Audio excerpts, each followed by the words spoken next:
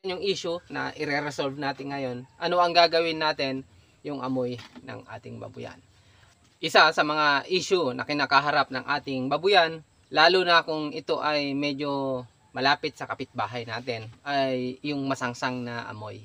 Yung ingay, hindi man gaanong masyado, pero yung masangsang na amoy ay kumakalat, dinadala ng hangin. So kung medyo malapit-lapit ka sa iyong kapitbahay, ay nakakahiya din. Although nakikisama naman yung mga kapitbahay natin, pero tayo na mismo yung nahihiya kung nangangamoy yung mga bagay na pwede nating gawin. Una, syempre yung kalinisan. So panatilihin nating malinis yung ating kulungan ng baboy. Kung kaya mong kada 2 hours or 3 hours ay dakutin mo yung dumi ng baboy mo, ay mas maganda.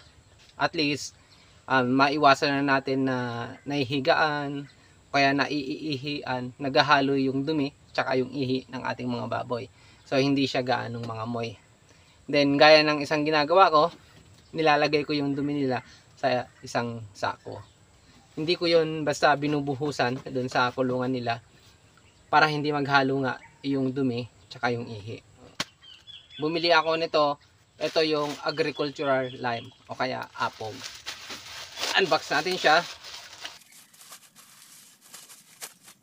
3 kilos muna yung binili ko para masubukan lang natin kung ito ay maging effective sa pangontrol o pagbawas ng amoy ng ating babuyan.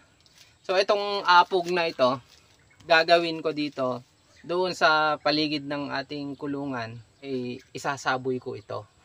At saka yung dumi ng ating mga baboy na isinasako ko ay sasabuyan ko rin to.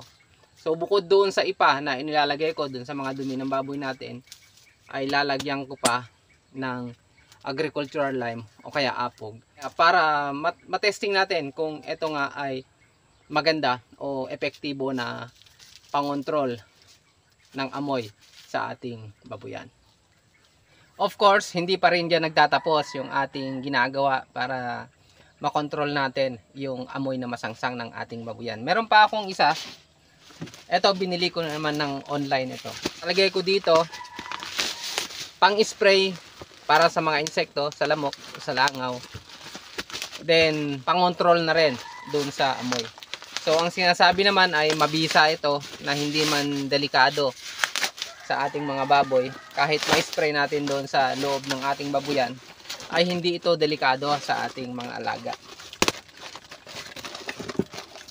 Diba ang lakas ko?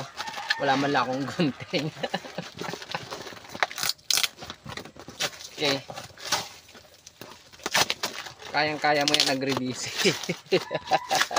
Sniper sa sarili ko. So, ito siya. Tapos, meron pa rin siyang balot. Ano? Diba? Hindi man ako sa tamad, pero wala pala akong gunting dito sa aking kubo. So ito, ANK ang pangalan. Disclaimer lang, hindi man ako sponsored nito. Pinapakita ko lang sa inyo kung ano yung mga gagawin ko dito sa aking babuyan. So ito, para makita natin ng ayos, Envirolite, ANK, hypochlorous acid. So ito siya, ready to use disinfectant, no harsh chemicals, antibacterial, kills 99.99% of germs. So ito, try kong i-spray doon sa ating babuyan, pang insekto, yung mga lamok, langaw, ganyan. Then baka makatulong din ito sa pangontrol ng amoy. So ito, may direction naman dito kung paano siya gamitin. Meron na tayo diyang pang-spray, meron na tayong powder, meron na tayong liquid. So ito naman yung kakailanganin ko. Binili ko rin online ito. Puro na ako bili. Talagang namumuhunan ako dito sa aking pagbubuhay. So okay naman yung return nito sa akin, kaya hindi ko siya pinapabayaan. So etong binili ko na to, pang-spray naman. Kasi meron tayong liquid, yung ANK nga.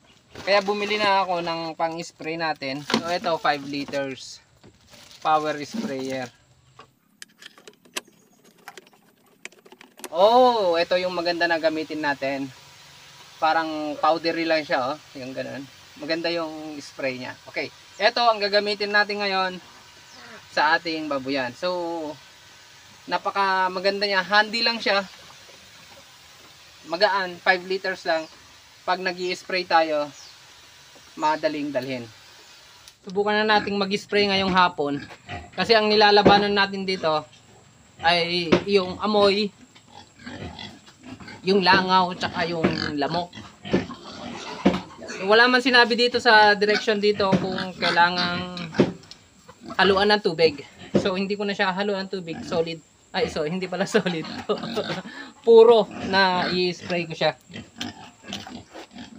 Hindi man siya masangsang amoy.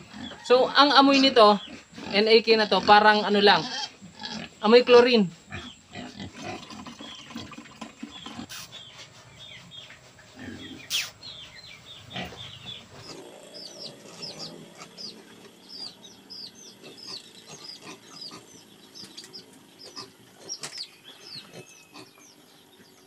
So yan mga paps, natapos yung ating pag-i-spray dito sa ating kulungan saka palibot. By tomorrow, maobserbahan natin kung may pagbabago sa amoy ng singaw.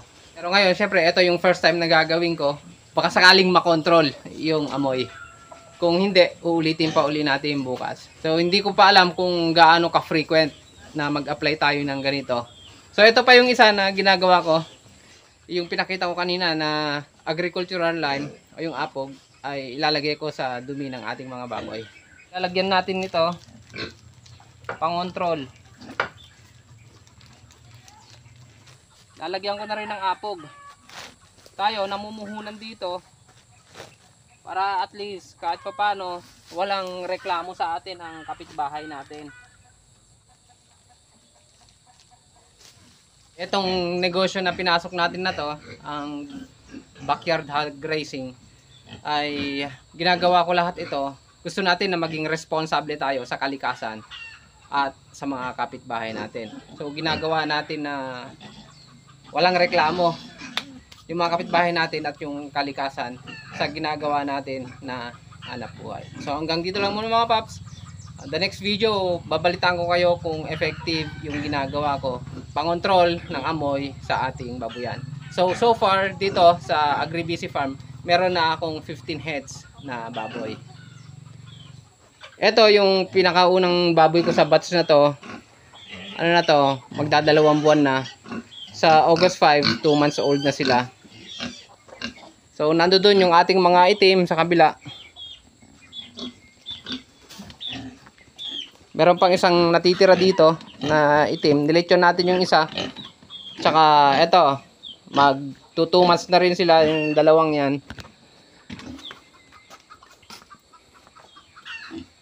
And etong 5 na to, ganun din, 1.5 buwan na ang 5 na to. All in all, dito sa AgriBC Farm ay meron na tayong 15 na baboy. Almost magkakalahating taon pa lang tayo na nag-aalaga ay meron na tayong 15 heads. At nararamdaman ko yung ano talaga, yung hindi na makabili ng brief. Pero okay lang yan. Kasi sabi ko, hindi na baling hindi makabili ng brief. Basta itong mga baboy natin ay merong feeds na nakahanda. So hanggang dyan lang muna mga paps. Next time, ma-update ko kayo kung ano na ang mga pangyayari dito sa ating AgriBC Farm. Salamat sa inyong suporta.